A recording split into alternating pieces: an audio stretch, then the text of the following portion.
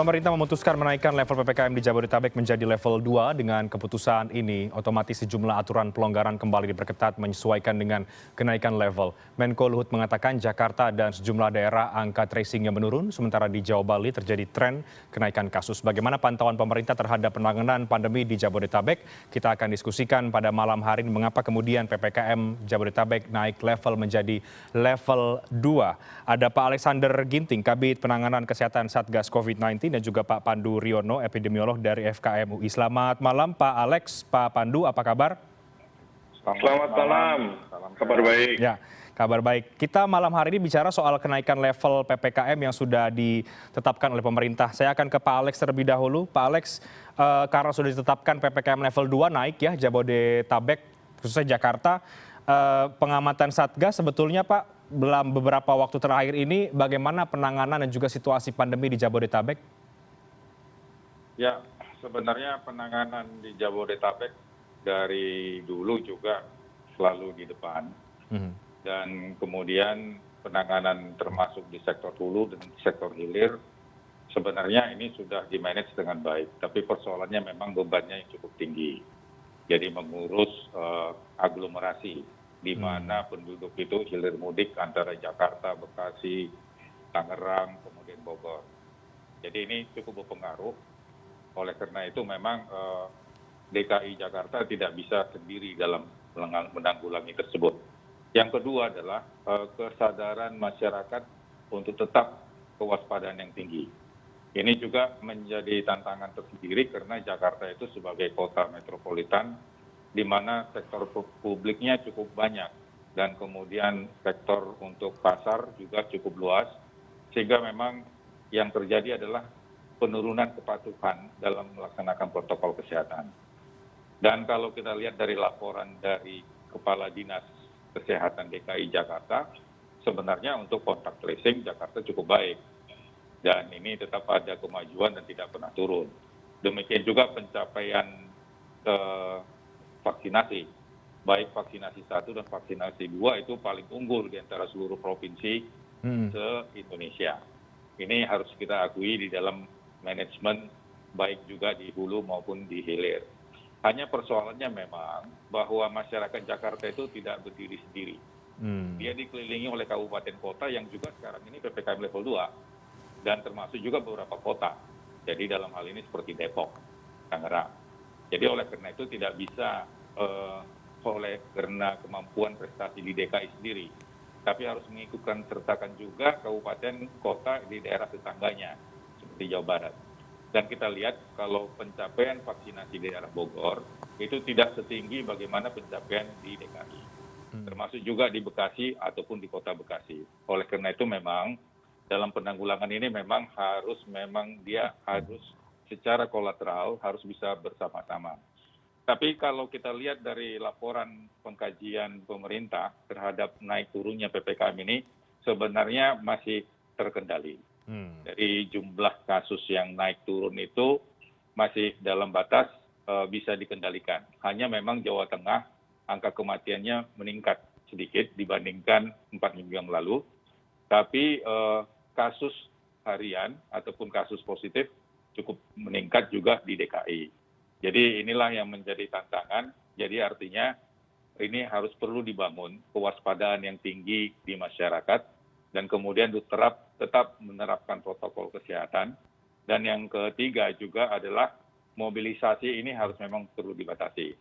Jadi dalam hal ini kalau kita lihat bahwa Jakarta dengan PPKM level 2, maka tentu ada kebijakan-kebijakan yang harus sesuai dengan PPKM level 2 di dalam pelayanan publik, termasuk juga working from home atau working from office, dan kapasitas yang turun 50%, ini harus secara konstruktif, harus terus dijalankan. Tapi kontak tracing harus terus ditingkatkan. Dan kemudian satu lagi juga isoter. Bagi mereka yang positif, jangan lagi ada di rumah, sebaiknya di isoter. Sehingga dengan demikian transmisi di tengah keluarga ini bisa dikurangi.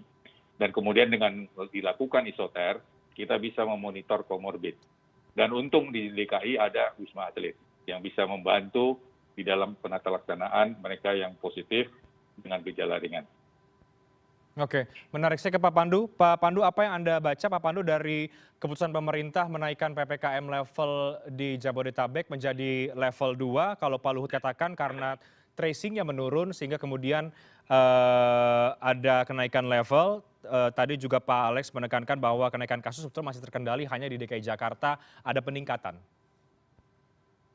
Ya, sebenarnya kalau kita mengandalkan matriks adanya respon pemerintah di DKI, itu tadi kan sudah diakui tracingnya masih cukup baik, testing dan juga indikator parameter kasusnya juga terutama yang masuk ke rumah sakit sangat rendah, kematian sangat rendah. Kalau kita mengandalkan itu sebenarnya tidak ada alasan untuk peningkatan untuk menjadi level 2. Ya, tapi ini lebih banyak alasan-alasan yang juga dipengaruhi oleh psikologis, ancaman-ancaman yang non-epidemi. Misalnya ya tadi kekhawatiran adanya varian baru, ya kan? Omikron itu berdampak sangat kuat tuh pada pengambilan keputusan untuk kenaikan PPKM level tadi. Dan mungkin juga ini satu jembatan karena sebentar lagi akan ada Nataru, pemerintah sudah punya keputusan ingin dinaikkan menjadi level 3 di seluruh wilayah Indonesia. Jadi kalau 1 ke 3 kan kaget orang, ya kan. Jadi 2 dulu lah. Semuanya demikian, mungkin juga demikian. Atau ketiga adalah ancaman yang lain adalah Jakarta ini kan memang kerumunannya makin meningkat. Adanya demo, ya kan, demo dari beberapa pihak, mau ada kumpul-kumpul. Nah ini juga pihak pemerintah tidak mudah untuk melarangnya karena demo itu kan bagian dari demokrasi untuk menyampaikan pendapat dan sebagainya. Jadi inilah yang menurut saya faktor-faktor psikologis dan bukan hanya faktor epidemi. Tapi kalau mengandalkan, kalau ditanya saya sebagai epidemiolog, apakah parameter epidemiologinya mengisyaratkan supaya terjadi peningkatan respon pengetatan level 2? Saya bilang tidak, tetapi mungkin ada alasan lain yang tadi saya sebutkan, kemungkinan-kemungkinan itu, dan itu sulit untuk diterjemahkan karena akhirnya namanya PPKM kan keputusan politik, ya kan, keputusan politik yang bisa saja yang tadi saya sebutkan, tapi tidak hanya parameter epidemiologi. Ini menurut saya supaya masyarakat juga sadar. Kalau memang sudah dinaikkan level 2, ternyata tidak ada perubahan daripada pakai masker, ya kan, dan sebagainya, ya sama saja bohong. Mau ditingkatkan menjadi level 3, level 4, tapi itu kan keputusan. Tetapi masyarakatnya seperti PPKM level 1. Nah ini yang menurut saya jadi tidak seimbang antara yang diinginkan oleh pemerintah supaya terjadi pengetatan, terjadi tingkat kepatuhan prokes, tetapi masyarakatnya tetap abai karena tidak ada upaya supaya itu juga naik sesuai dengan levelnya tadi.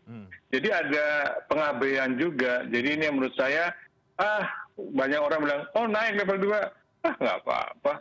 Toh sehari-hari kita hidupnya di level 1 kok. Nanti dinaikin level 3, nggak apa-apa. Sehari-hari kita juga masih di level 1.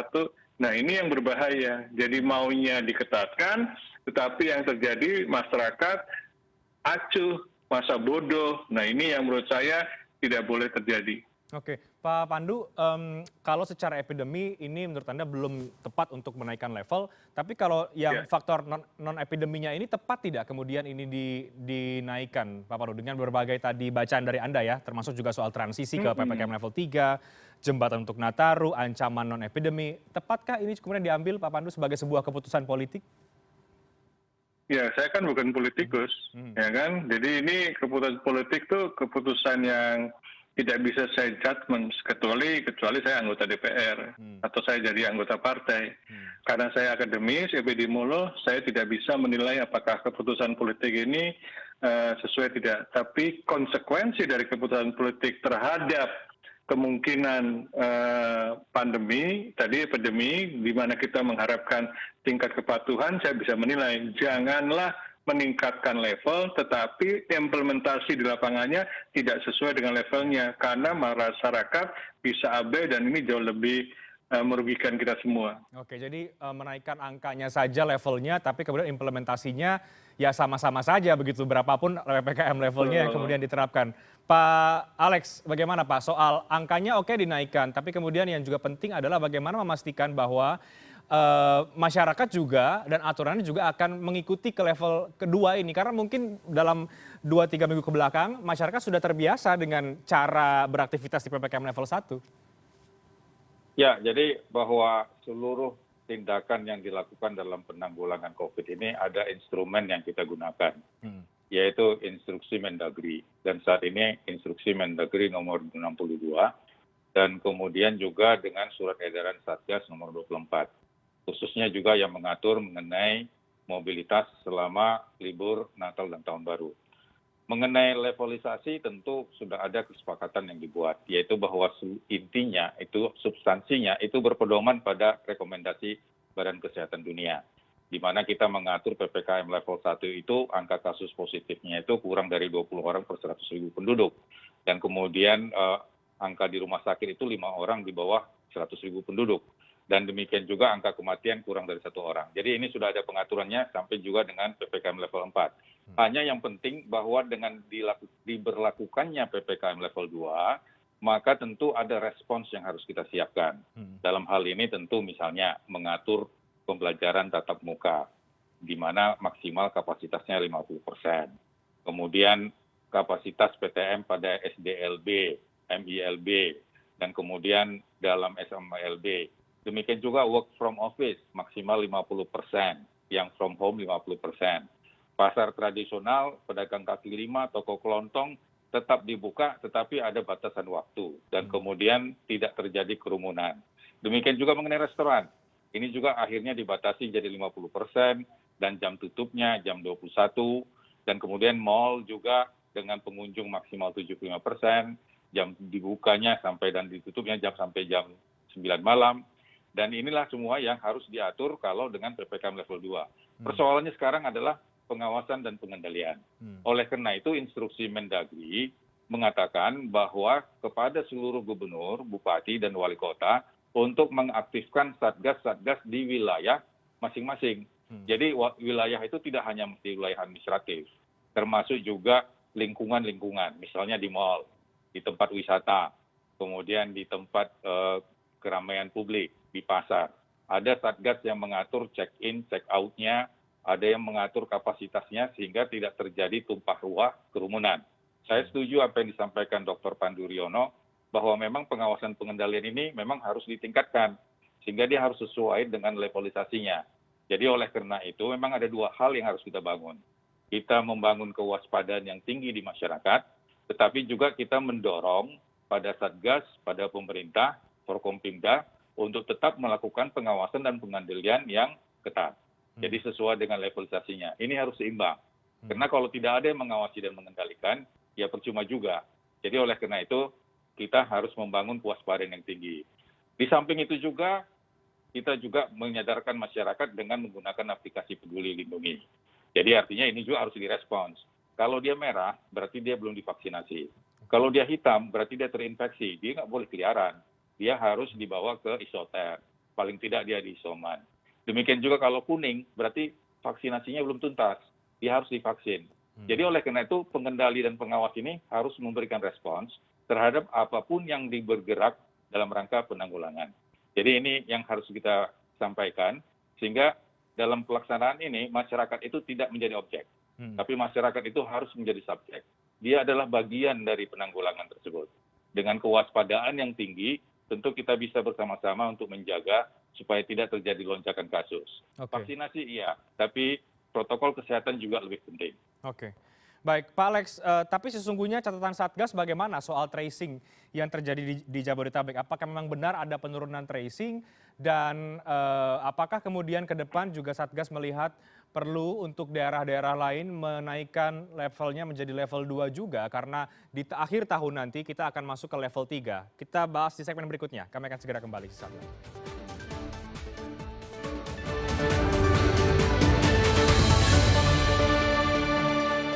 Baik, Pak Alex, langsung saja catatan dari Satgas untuk Jabodetabek, tracingnya seperti apa? Benarkah memang ada penurunan seperti yang disampaikan oleh Pak Luhut?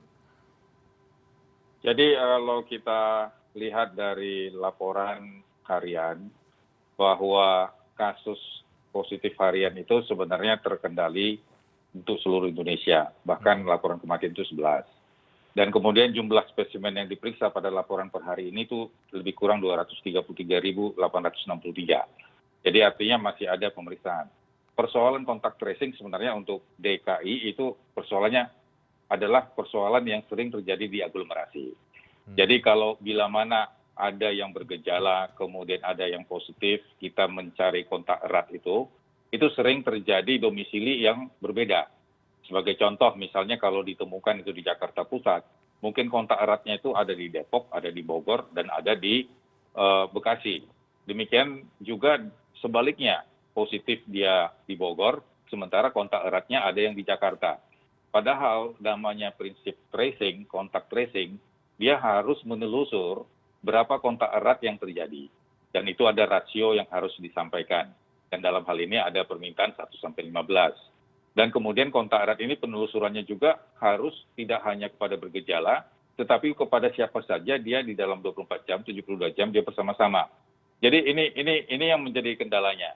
Jadi kontak tracing itu sebenarnya di DKI sudah berjalan. Di Puskesmas, kemudian di kelurahan itu sudah berjalan. Tapi persoalannya adalah mencari rasio di mana orang-orang yang kontak erat ini berdomisilinya itu tidak menetap, tidak dalam satu wilayah tertentu.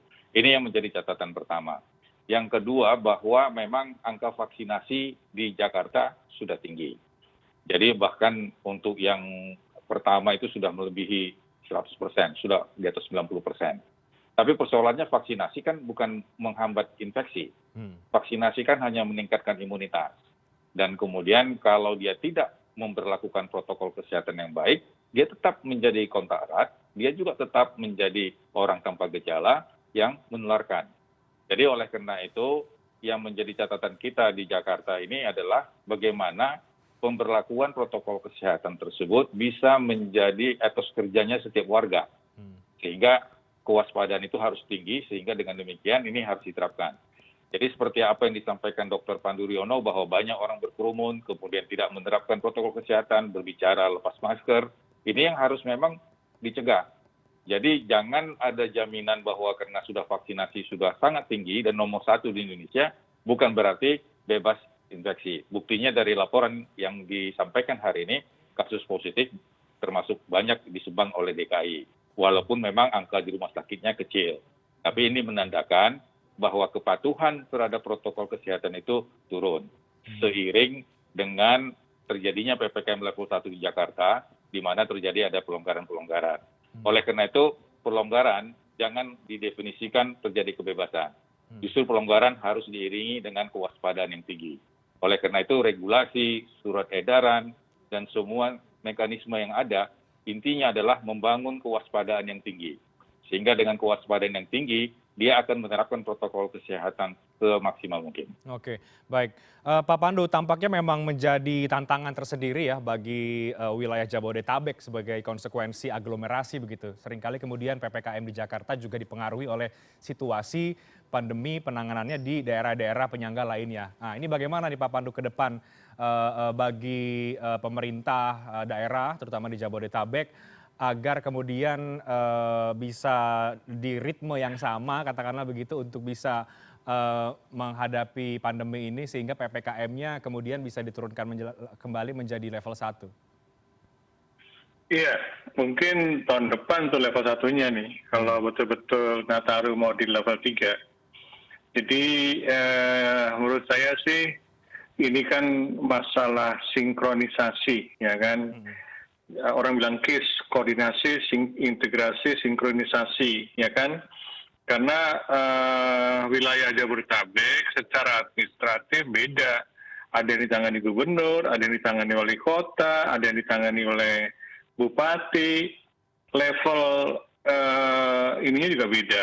Ya kan? Jadi susah. Memang ini menjadi tanggung jawabnya Kementerian Dalam Negeri bagaimana melakukan koordinasi integrasi supaya minimal misalnya cakupan vaksinasi di daerah Jabodetabek sama tingginya. Kalau di Jakarta bisa hampir 100%, kenapa di Bogor yang nggak jauh dari Jakarta atau di Depok yang nggak jauh dari Jakarta angkanya jauh masih rendah. Dengan demikian maka mungkin punya kewajiban bagi DKI untuk membantu wilayah-wilayah tetangganya karena resources daripada sumber daya DKI sangat besar kan. Ini yang menurut saya bisa diminta seperti itu. Sehingga kita saling membantu karena kalau kita bisa menyelesaikan secara bersama-sama maka pandemi ini akan bisa cepat selesai. Memang tingkat kekebalan pada komunitas di Jakarta kan sangat tinggi.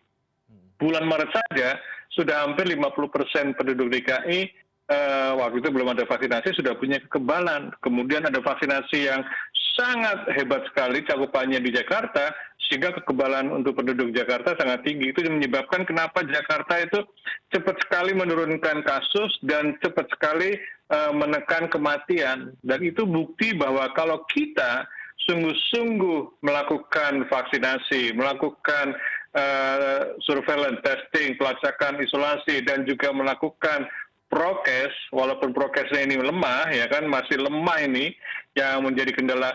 Dan contoh tadi aplikasi Peduli dan Lindungi banyak di tempat-tempat publik yang menurut catatan di Kemenkes tidak ada yang rendah sekali utilisasinya.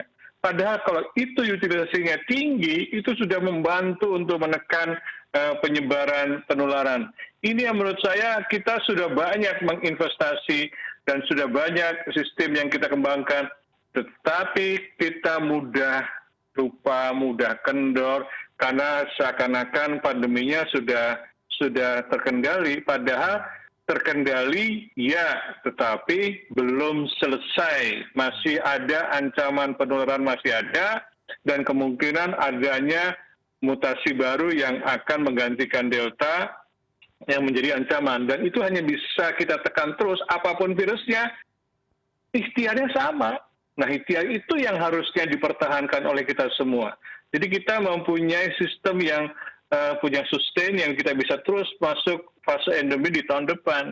Karena kita tidak mau berlama-lama menghadapi ancaman pandemi. Tidak ada dalam sejarah virus memenangi perlawan manusia. Manusia yang akhirnya bisa menang, tetapi manusia yang berikhtiar dan konsistensi dalam melaksanakan melawan peperangan pandemi ini. Itu yang harusnya disadari kita semua. Oke. Pak Pandu, sebagai sebuah pemanasan menuju PPKM level 3, bagaimana Anda melihat penyesuaian ini ya, terutama bagi masyarakat, bagi kita yang mungkin beberapa waktu belakangan agak terlena, kendor dalam tanda kutip juga di PPKM level 1, sekarang masuk ke PPKM level 2. Ini akan lebih sulitkah kemudian untuk menjaga prokes masyarakat, memastikan mereka kemudian, kita semua juga kemudian patuh dan disiplin, atau bagaimana Pak? Ya, tadi kan kenaikan level 2 itu kan kebijakan pemerintah. Tapi kan belum tentu di kehidupan masyarakat sehari-hari sesuai dengan level 2. Kalau kita sudah masuk level 2, kemudian bersama-sama masyarakat dan pemerintah membiasakan di level 2, nanti masuk ke level 3 pada saat menjelang Natal dan Tahun Baru akan lebih mudah lagi. Karena itu kan perubahan itu tidak mudah. Kita sudah 2 tahun, tetapi memakai masker saja masih tidak seperti Pak Alexander Ginting yang kemana-mana selalu pakai masker. Itu menjadi teladan. Kita harus seperti Pak Alexander Ginting yang kemanapun pergi selalu pakai masker. Dan itu yang menjadi contoh kita semua. Oke, baik. Pak Alex, terakhir Pak Alex, bagaimana PPKM level 2 ini akan berjalan? Tentu perlu kerjasama, sinkronisasi semua pihak agar bisa berjalan, dan apakah kemudian ini juga bisa diterapkan di wilayah yang lain gitu sebagai sebuah transisi menuju PPKM level 3 di akhir tahun? Ya, jadi sebagaimana yang disampaikan Dr. Pandu Riono, memang harus ada sinkronisasi. Jadi dari aturan dan implementasi. Tapi jangan lupa bahwa ada juga pengawas pengendali. Dalam hal ini posko PPKM, kelurahan, desa, posko PPKM kabupaten kota. Jadi ini yang harus mempunyai strong leadership. Dan kemudian mereka ini juga harus menyampaikan komunikasi risiko kepada masyarakat dalam bahasa lokal. Jangan dipakai dalam bahasa Jakarta. Jadi bahasa lokal ini tentunya juga melihat kearifan lokal yang ada. Sehingga dengan demikian membangun komunikasi risiko ini akan meningkatkan kewaspadaan yang tinggi baik secara individu maupun juga secara kelompok. Dan tentunya ada tugas kita yang belum selesai, yaitu vaksinasi di akhir target di bulan Desember. Di mana kita ini harus mencapai lebih kurang 70%, tentu ini harus mempunyai kerja keras semua pihak. Yang penting juga bahwa ini adalah menjadi perjuangan semesta. Kita sudah mengenal perang semesta, bahwa ini juga perjuangan semesta, hanya memang tidak melawan musuh yang secara fisik, tapi ini secara biologik. Jadi oleh karena itu, kalau kita bahu-membahu dan kemudian terjadi penyelarasan, tentu ini akan menjadi tugas bersama. Oleh karena itu juga tugas bersama ini juga harus dilihat menjadi panggilan bersama kita. Jadi kalau kita memang diminta untuk di level 2, tentu kita harus bersikap sesuai dengan aturan yang sudah ditetapkan sesuai dengan level 2. Jadi oleh karena itu resistensi ini yang harus kita hilangkan dan kita membangun komunikasi sehingga apa yang dicapai dalam pengendalian ke depan bisa akan lebih baik. Oke, oke. Tapi kalau posko-posko tadi itu Pak Alex bagaimana memastikan itu masih aktif ya? Ya, jadi Satgas dalam hal ini tetap melakukan monitoring dan pengawasan dan evaluasi terhadap posko-posko PPKM Mikro yang ada di desa maupun di kelurahan di seluruh provinsi. Dan ini walaupun juga memang di dalam beberapa bulan terakhir ini ada penurunan dalam jumlah laporan mereka, tetapi paling tidak sesuai dengan instruksi Mendagri bahwa Satgas harus diaktifkan, termasuk juga Satgas di wilayah-wilayah area publik. Jadi tidak hanya di daerah pemerintahan saja, Ragunan sendiri sebagai Taman Marga Satwa harus punya Satgas untuk mengatur pengunjungnya. Bukan berarti Ragunan ditutup, tetapi bagaimana diatur juga penerapan protokol kesehatan mulai dari saat antri masuk sampai di dalam dan kemudian dia check out. Oke. Baik, mudah-mudahan sebagai pengingat bagi semua pihak dan juga masyarakat kita semuanya bahwa yang naik jangan kemudian hanya levelnya saja seperti disampaikan Pak Pandu, tapi juga kepatuhan kita yang juga harus meningkat di tengah pandemi yang belum berakhir ini. Terima kasih banyak Pak Alex, Pak Pandu sudah berbagi perspektif malam hari ini terkait dengan PPKM Jabodetabek level 2 yang sudah dinaikkan. Terima kasih, mudah-mudahan memberikan manfaat bagi banyak pihak. Terima kasih Pak Alex dan juga Pak Pandu. Selamat malam, salam sehat. Selamat malam, salam sehat. Kami akan segera kembali sesaat lagi tetap di CNN Indonesia News.